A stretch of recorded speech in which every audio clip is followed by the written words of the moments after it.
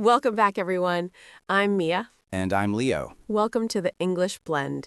We help you learn English through realistic, easy-to-understand conversations. Today's topic is super practical. Morning speaking routine. 5 minutes. How to warm up your English engine fast. Exactly. We're talking about simple steps to stop that morning speaking block. So grab your coffee and let's get started. Our whole goal today, Leo, is to focus on fluency over perfection, right? Absolutely. That's the most important concept in speaking. We need to define those two things clearly for our listeners. Fluency versus accuracy. Okay, so let's start with accuracy. What is accuracy, generally speaking? Accuracy is all about being correct. Perfect grammar, using the right prepositions, having the ideal vocabulary choice, hitting all the verb tenses perfectly. It's the stuff we learn in grammar books. So if I say, I goed to the store yesterday, that is inaccurate because the past tense of go is went. Exactly. It's technically wrong, grammatically speaking. That's an accuracy error. And people get really stressed about accuracy. They feel like they must be 100% correct or they haven't spoken English properly. And that stress is the #1 killer of communication, you know? Totally. So let's contrast that with fluency. What is fluency in our definition? Fluency, for us, is the ability to communicate smoothly without long pauses. It means the message gets across, even if there are a few mistakes. It's about flow. It's about speed. It's about getting your point across, which is one of the key phrases we will look at today. Yes, if you can keep the conversation moving, if the listener understands the main idea, you're being fluent, even if you say, I goed to the store. Right. The listener understood you went to the store in the past. Communication achieved. Fluency achieved. So fluency is communication, not perfection. That's our motto today. Now, why do learners, especially A2 and B1 level learners, often struggle with this balance? Why do they prioritize accuracy so much that it blocks their fluency? It always comes back to the grammar monster. They are terrified of making mistakes. Tell me more about that grammar block. What happens in the brain when you are trying to speak fast but worrying about grammar? Well, you start building a sentence in English, maybe simple like, I saw a great movie last night. But as you speak, a tiny voice says, wait, is saw the correct past tense? Should I use have seen? What about the word order? And then you pause. That pause gets longer and longer. Exactly. You are trying to translate the perfect sentence from your native language, check the grammar rules, apply them, and then speak, all in real time. That's impossible. And the result is that you hit a wall. That's another great phrase for today. You completely stop speaking because you are doing too much internal editing. You hit a wall and the conversation dies. Even if you eventually get the sentence out perfectly, that long pause has disrupted the flow. That's the opposite of fluency. So the goal of the morning routine is to bypass the inner grammarian. We want to train the mouth and the mind to move forward, even with a mistake. We need to give ourselves permission to be imperfect. That's tough because school taught us that mistakes are bad. Right. In school, mistakes mean fewer points. In real conversation, mistakes mean you are learning, and they rarely stop communication. I remember years ago when I was learning Spanish, I was talking to a friend about my trip. I kept confusing estad and sed. I was trying to describe how permanent or temporary my feelings were, and I kept stopping myself. Oh, that's a classic grammar distinction that causes massive friction. Yes, my friend finally stopped me and said, Leo, I understand what you mean. Just keep talking. That's the key cultural note we need to share. Native speakers are generally much more focused on the message than the grammar. Totally. They are trying to connect with you, not grade you. If you make a mistake, they might not even notice, or if they do, they instantly forgive it because they heard the message. That's really reassuring. When you are speaking in an international setting, say in a cafe or at work or even just chatting online, the primary goal is just to get your point across. Let's elaborate on this phrase, get your point across. It means making sure the other person understands the main idea you're trying to express. It implies that the method, the grammar, is secondary to the result, the understanding. Exactly. If I'm at a cafe and I want coffee with milk, and I say, I want coffee, milk, please, the grammar is broken, but I got my point across. I got the coffee. Success. That's a perfect everyday example. We need to remember that these small mistakes are not the end of the world. That's our third key phrase for today. I love that phrase. It means the situation is not serious or catastrophic. It's okay. If you misuse the present perfect, is it the end of the world? No. The world keeps turning. You keep speaking. So, how do we train the brain in just 5 minutes in the morning to adopt this fluency first mindset? Let's dive into the practical routine steps. Yes, we have 5 super quick, actionable steps you can do before you even leave your house. Practical tip 1, the 5-minute mirror chat. This sounds a little silly, but it works, right? It works because it forces output without judgment. The idea is simple. Stand in front of the mirror for 5 minutes and just talk to yourself in English. About anything. What are you going to do today? What did you dream about? What's on your schedule? Yes, and the critical rule is do not stop to correct your grammar. If you make a mistake, ignore it and keep moving. That trains your fluency muscle. It's all about maintaining flow. If you catch yourself pausing to fix a tense, force yourself to say the rest of the sentence immediately. Think of it like a warm-up exercise for your voice. You wouldn't run a marathon without stretching, and you shouldn't start your English day without stretching your English voice. It also helps you hear your own voice speaking English, which makes it feel less awkward when you speak to others later in the day. Plus, you are your own friend. You are the only person who can see you in the mirror, so you don't worry about being judged. This is a very safe space for mistakes. Okay, so that's step 1. 5-minute mirror chat, focusing on flow. Practical tip 2. Listen, then shadow. Use chunks. We talk about massive listening a lot, but morning time is perfect for this. Put on a short podcast, like The English Blend, or a short news clip while you're brushing your teeth or making breakfast. But don't just listen passively. Choose 1 or 2 short, common chunks and repeat them immediately after the speaker. This is called shadowing. What exactly do we mean by chunks? Chunks are groups of words that naturally go together, not single words, but phrases, like I need to grab, or it's not a big deal, or you know what I mean. Those small automatic phrases that native speakers use all the time. When you shadow a chunk, you practice the rhythm and intonation, not just the words. This helps those phrases come out automatically later. For example, if you hear the host say, I'm looking forward to that, you pause the recording and say, I'm looking forward to that. You are training the muscle memory of the mouth. And you are absorbing the structure as a whole unit, which helps you bypass the grammar check. You don't think about why looking is followed by forward and to. You just know they stick together. So this is a very active form of listening, converting input immediately into output. Listen for 2 minutes, shadow for 3 minutes. That's your 5 minutes. Moving on to a crucial technique for stopping that internal pause. Miro, what happens if you're trying to say something and you freeze? Practical tip 4. Create topic pockets for everyday scenarios. This is about anticipation, right? Thinking about what you might actually need to say today? Yes, in your 5-minute routine, you don't just ramble, you practice specific, high-frequency situations. These are your topic pockets. For example, if you know you have a meeting about a project, practice the 3 sentences you will definitely need. I agree with that point. I need to follow up on this. And what is the next step? Or if you're going to the university library, practice asking where a certain book section is or how to reserve a study room. The more you rehearse these predictable scenarios, the faster the sentences come out when you actually need them. They become automatic chunks.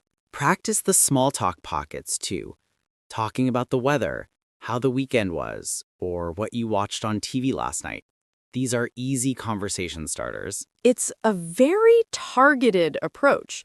You are not practicing all of English. You are only practicing the English you need for the next few hours. And again, when you practice them in your mirror chat, if you make a mistake on a specific verb tense, you don't stop. You finish the sentence and maybe repeat the correct version once, quickly, then move on. The goal is familiarity and speed, not grammatical dissection. Practical tip 5. Isolate the error, but don't stop speaking. This sounds like an advanced version of the 3-second rule. It is. During your 5 minutes, if you notice a mistake, say you used her instead of she, don't pause your sentence structure. What should we do instead? Finish the sentence using the incorrect word, but immediately after you finish the thought, repeat the entire correct sentence once under your breath, then continue the conversation. For example, I'm talking about my friend Sarah. I say, I gave the book to him. Mistake. I finished the sentence. Then, without stopping your overall flow, you quickly think, I gave the book to her, and immediately move on to, and she really loved it. So you correct the mistake quickly, but the correction doesn't hijack the flow of your speech. It doesn't cause you to hit a wall. This trains your brain to file the correction for later memory retrieval while prioritizing the continuation of communication. It reinforces the idea that an error is not the end of the world, but it is still worth noting quickly. Exactly. So those are our 5 steps. 1. Mirror chat. 2. Shadow chunks. 3. 3-second rule. 4. Topic pockets. And 5. Isolate errors but keep flowing. This routine is all designed to get you from A2, where you know a lot of grammar rules, to B2, where you can actually use them automatically and smoothly. Let's spend a little more time modeling those 3 key phrases we introduced earlier, because they are crucial for adopting this fluency mindset. Perfect. Let's start with get your point across. This phrase is useful when you are discussing speaking goals. You could say, when I talk to my colleagues, I don't care about perfect prepositions. I just need to get my point across about the deadline. It frames the conversation in terms of success. Did you succeed in communicating? Yes. Then the goal was achieved. Another good way to use it is in advice. Don't worry about sounding formal. If you can get your point across simply, that's enough for now. What if we use it in a past tense story? I totally messed up the tenses in my presentation, but luckily the slides were clear enough that I still got my point across. Perfect. See, the error was not the end of the world because the communication goal was met. That links us nicely to our second phrase, hit a wall. This phrase describes that terrible moment of conversational failure or mental block. It's very descriptive. I use it often when discussing writing. I was writing my essay and suddenly I hit a wall because I couldn't find the perfect transition word. In speaking, it happens when you start overthinking. I was trying to explain my complicated weekend plan, and halfway through I hit a wall because I forgot the word for hiking trail. And what do we do when we hit a wall? We apply the 3-second rule. We immediately switch to a simpler word, or we rephrase the sentence entirely. Instead of pausing for 10 seconds, we push through the wall, maybe with a simpler tool. It's a great phrase for acknowledging frustration, but also for identifying the problem. I hit a wall today. I think I need to practice my topic pockets more. And our final phrase, which embodies our entire philosophy today, it's not the end of the world. We use this to downplay the severity of an error or a setback. It's an idiom meaning it's okay. It's not serious. If you confuse he and she during your 5-minute warm-up, you stop and say, oops, well, it's not the end of the world. Keep going. If I forget to use the article the and my friend points it out, I can just smile and say, thanks for the correction. It's not the end of the world. I'll try to remember next time. It's the perfect antidote to the grammar monster. It's a way of immediately forgiving yourself for an inevitable mistake. It gives you that necessary psychological buffer to keep speaking. If you constantly beat yourself up over every small error, you will never achieve fluency. If you hit a wall and fail to get your point across once, remember, it's not the end of the world. There's always the next sentence and the next conversation. Now, let's go back and really drill down on the idea of incorporating these 5 steps into a true 5-minute routine. We need to be realistic about time constraints. Let's break the 5 minutes down into a highly efficient schedule. Minute 1, listen and shadow. Put on a short 60-second clip of English dialogue. Listen once, then immediately repeat 3 short chunks. Focus on the rhythm. Minute 2, the mirror chat warm-up. Ask yourself 3 simple questions. How do I feel? What is my goal today? And what is the biggest challenge I face? And answer them immediately. No pauses allowed. Use simple sentences. Minute 3, topic pocket drill. Spend 60 seconds practicing a specific scenario, maybe ordering lunch or complaining about the traffic. Force yourself to use 3 different phrases related to that topic. Minute 4, the 3-second rule test. During this minute, deliberately choose a topic that requires more complex vocabulary, like describing a complex movie plot. If you pause for 3 seconds, force yourself to use a substitute word, no matter how simple. This is where you practice overcoming the mental block. If you hit a wall, you immediately simplify. Minute 5, review and self-encouragement. Briefly recall one mistake you made in the last 4 minutes, correct it mentally, isolate the error, and then summarize what you plan to do today in English. Tell yourself, my goal is to get my point across. That's a powerful, structured 5-minute block. It covers listening, shadowing, unscripted output, error management, and goal setting. And the beautiful thing is that the entire routine is focused on moving forward, not looking backward at rules. It's all about training flow. We need to make sure we reiterate the importance of the A2 to B2 level. This routine works best when you already have a foundational understanding of basic grammar. If you are still learning basic sentence structure, you should spend a portion of your study time on accuracy. But if you are A2 and above, your main problem isn't usually knowing the rule, it's applying the rule quickly. Exactly. The knowledge is in your head, but the application is slow. This routine accelerates the application. It turns passive knowledge into active, automatic speech. Let's talk about some common pitfalls people face when starting this routine. The number one pitfall is self-criticism. They start the mirror chat and immediately stop because they hate their accent or the sound of their voice. You have to push past that. Remember the principle, it's not the end of the world if you don't sound perfect. Your goal is to be understood, not to sound like a news anchor. Another pitfall, trying to use brand new complex vocabulary during the 5 minutes. No, use the words you already know well. The morning routine is for speed and comfort. Save the difficult new words for later study time. If you try to use a $10 word and forget it, you will hit a wall. Keep it simple so you can get your point across easily. So, to summarize the psychological shift required, stop thinking of English speaking as an academic test and start thinking of it as a tool for connection.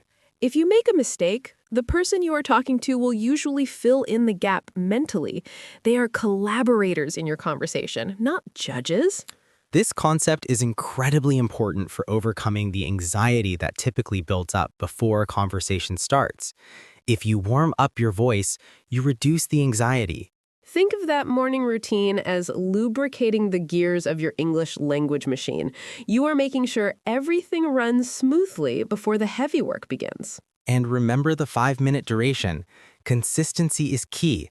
5 minutes every day is infinitely better than 1 hour once a week.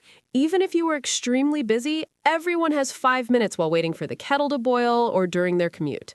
Make it non-negotiable. Use this routine to introduce more natural fillers into your speech as well. We mentioned, and right. Fillers are great for fluency.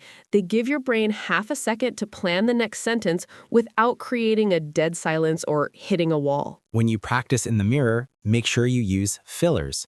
I think, I need to call my dentist, right?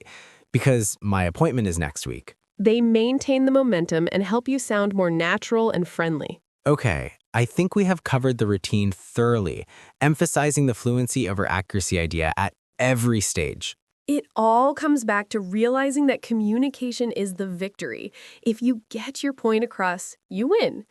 Minor errors are not the end of the world. And if you pause, remember the 3-second rule so you don't hit a wall. Fantastic summary, Mia. That covers the philosophy and the steps needed to jumpstart your daily English speaking. This whole episode was about building confidence through quick, consistent action. Try this routine for 1 week and see how much faster your English comes out during the day. Let us know in the comments if the 3-second rule helps you prevent hitting that conversational wall. That was a great talk. We hope this routine helps you unlock your speaking potential. Yes, next week we are diving into how to sound more polite and indirect when giving difficult feedback at work. Learning those soft communication skills is key for B2 level learners. Join us then. See you in the next episode of the English Blend.